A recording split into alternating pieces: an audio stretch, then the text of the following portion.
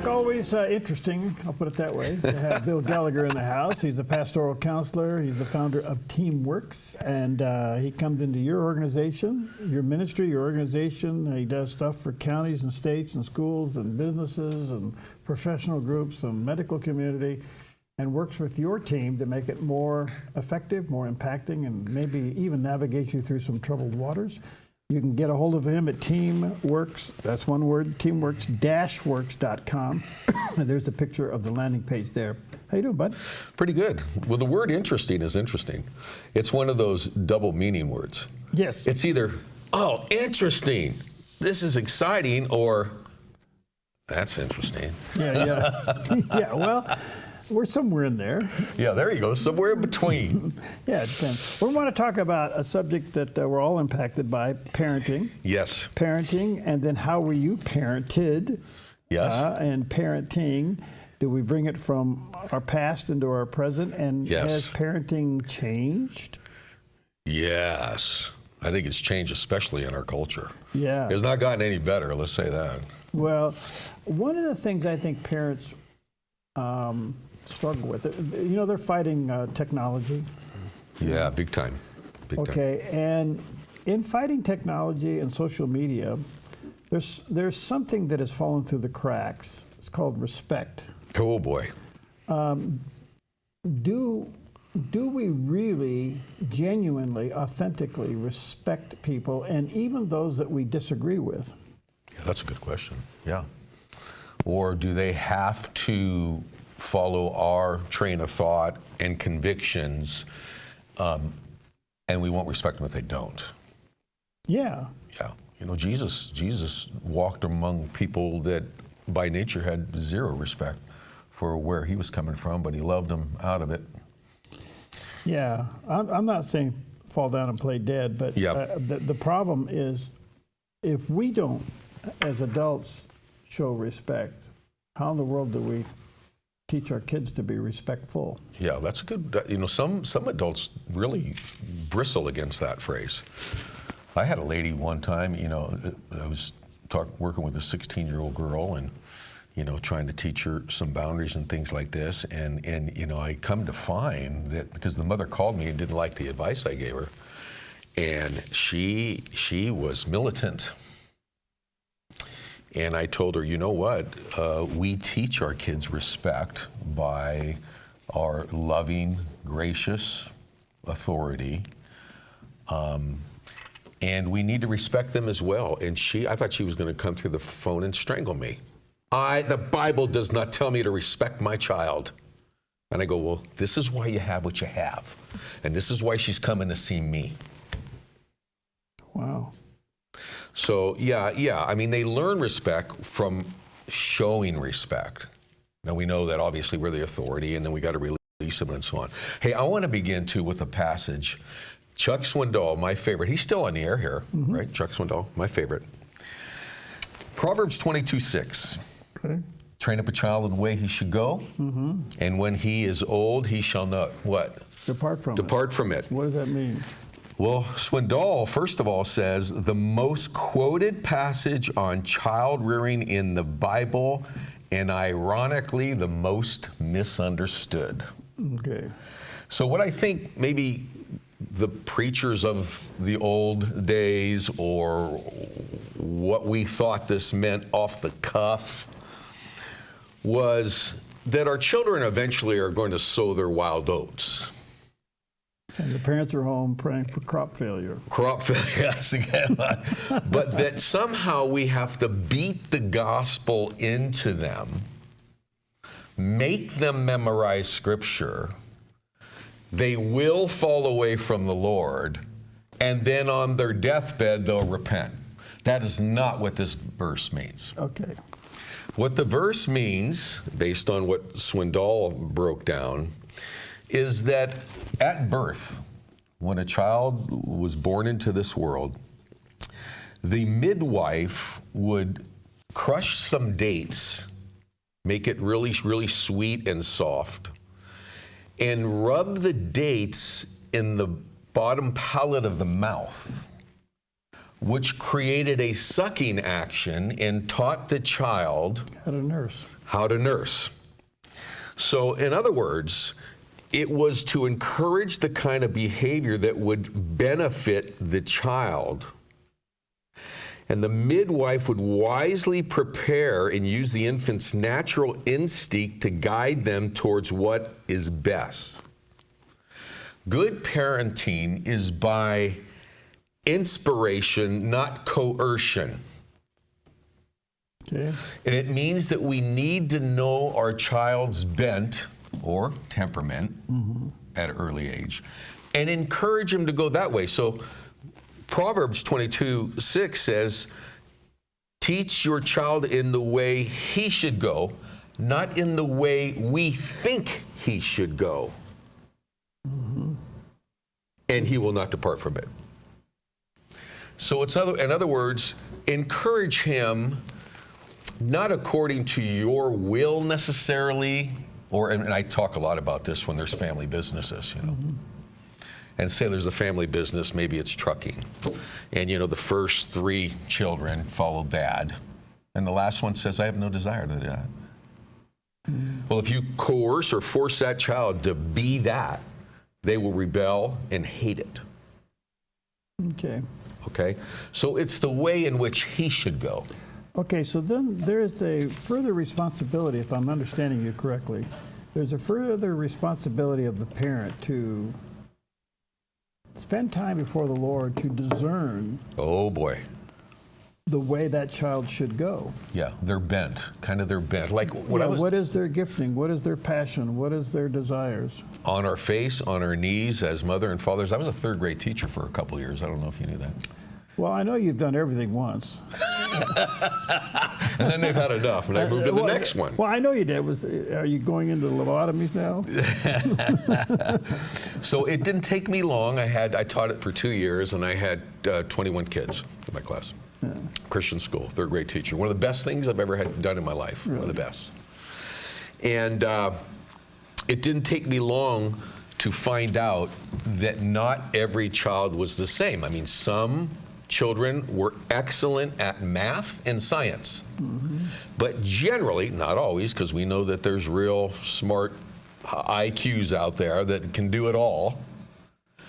But usually the children were good at math and science weren't that proficient at spelling and English and writing or art. Okay, and vice versa. But that doesn't make either one of them wrong. It just makes them different. And so it doesn't take long to find out how your child is wired and where to encourage them to go.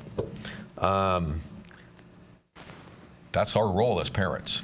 Okay. Don't force them into your mold.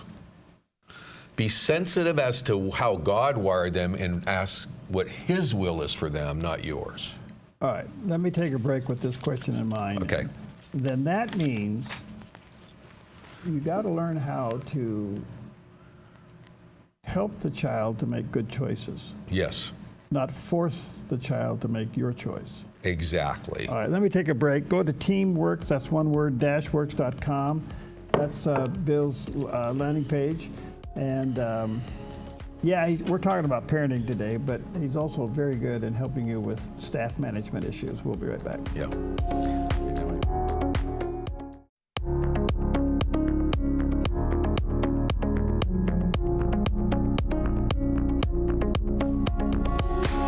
Welcome back. Bill Gallagher's in the house, pastoral counselor, Teamworks founder, and we're talking about Parenting 101, which we all fail. Yes. Oh, for sure. I think we all fail it, you know. Oh, yeah. At different times or another. I think we look back on parenting and we go, coulda, shoulda, woulda. Oh, yeah, yeah. And I think parenting, I mean, having kids is the best thing they don't come with manuals, in as life. Dr. Dobson said, they don't come with manuals. Yeah, that's right. So part of it is, all right, you train up a child in the way he should go when he's older, won't depart. But so the question is, do you know the way your child should go? Not the way you want that child to go, but the way that they have been created to go. Yeah. And that requires a lot of spiritual discernment on the part of the parents. Yes. Part of that would be when a child makes a decision, do we manage them through that decision-making process, or we just say, that's the wrong decision, do this?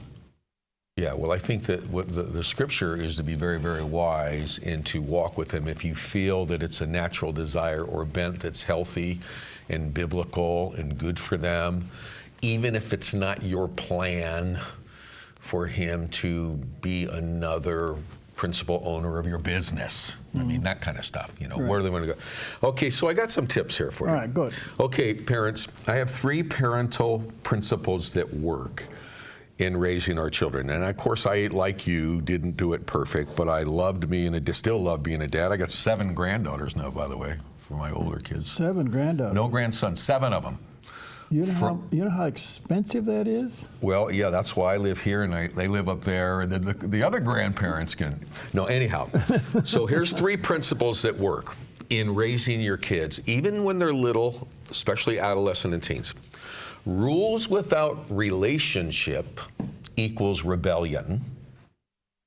Rules without relationship. So if it's all about their duties, and that's the first thing you say when you walk in the door every day, why didn't you clean your room? And you don't spend a lot of fun time with them or encouraging time with them, equals rebellion. It's more authoritarian. Rules without relationship. Total sense. Okay. Secondly, though, relationship without rules also equals rebellion. Oh. So that's the permissive parent that has a hard time saying no. The permissive parent that makes the bed for them when they're still teenagers. The permissive parent. That also equals rebellions. So saying no all the time and getting upset about it equals rebellion, and doing it for them all the time equals rebellion. Oh. However, relationship with rules equals respect Okay. and a healthy relationship. Relationship with rules. Relationship with rules equals respect. That's good. Rules without relationship, it's all about rules. First thing you say when you get home, Mom, Dad, Yeah. equals rebellion eventually. Relationship without rules also equals rebellion. Wow. So you have one parent that generally permissive and enabling, and you know they do everything for the kids. I'm exaggerating. And then you have another parent that rules with an iron fist.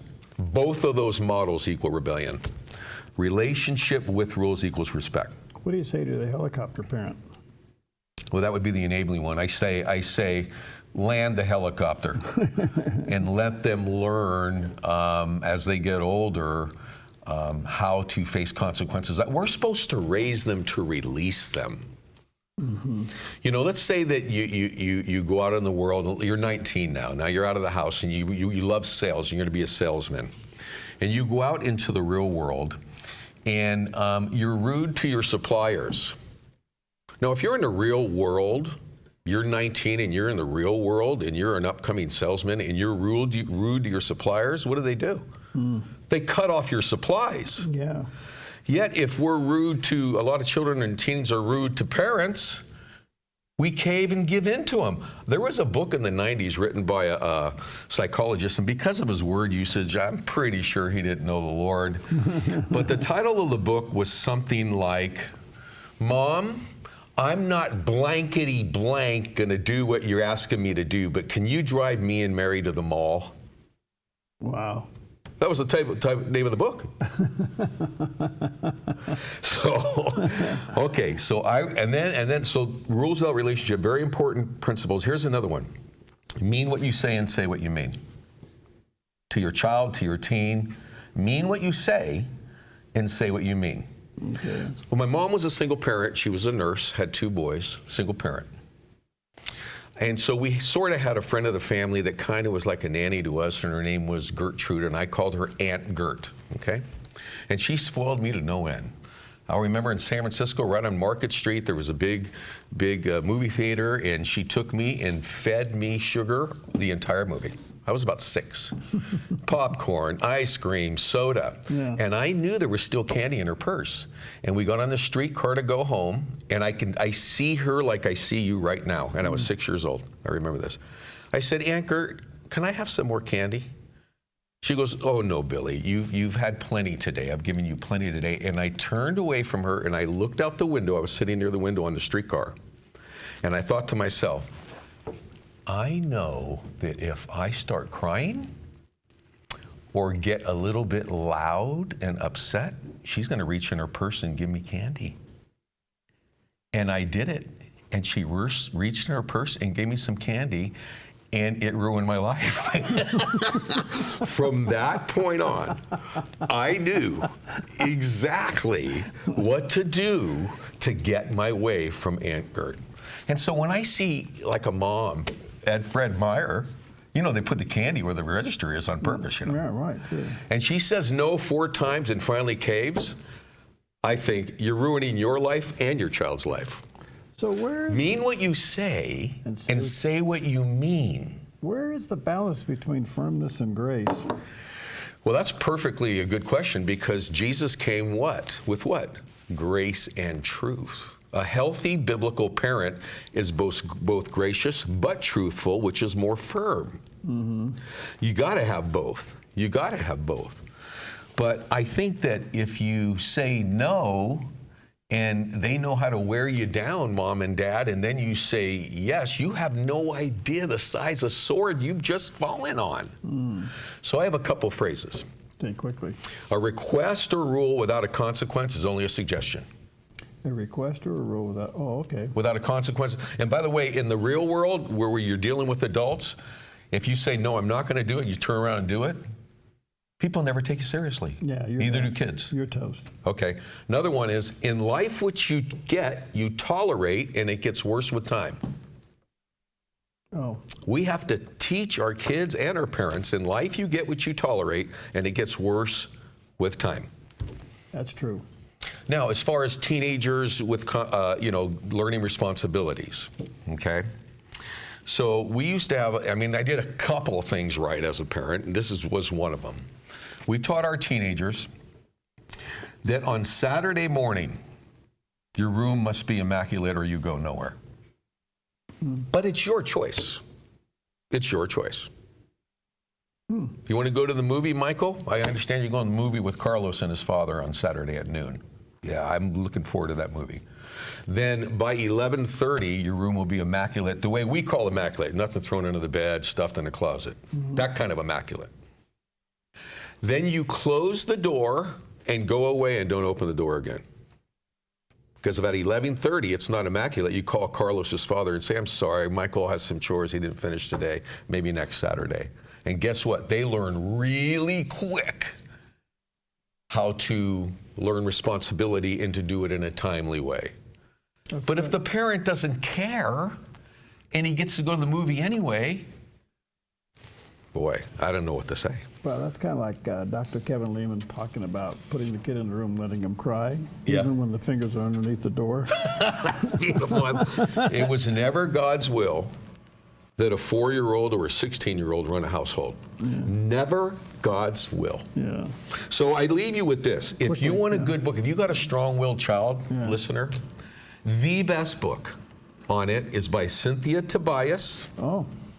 I heard her speak at a Christian convention, the ones that we have every year, school teachers go to, called You Can't Make Me, But I Can Be Persuaded. Oh. Cynthia Tobias, best book you'll ever read if you got a strong-willed child. You can't make me, but I can be persuaded. Okay, and that's the negotiation book. Is it forward by Donald Trump? Well, his name's in there somewhere, I think. Oh, I'm sure it is, yeah. As an example. Anyhow, love your children, but have good boundaries. All right, teamworks-works.com is Bill's website. There's a picture of the landing page. Whether you want the notes on parenting or you want him to come into your organization and help you with, staff issues, let's put it that way, good and challenging, he's the guy. Teamworks-works.com. Thanks, Barry. All right, God bless.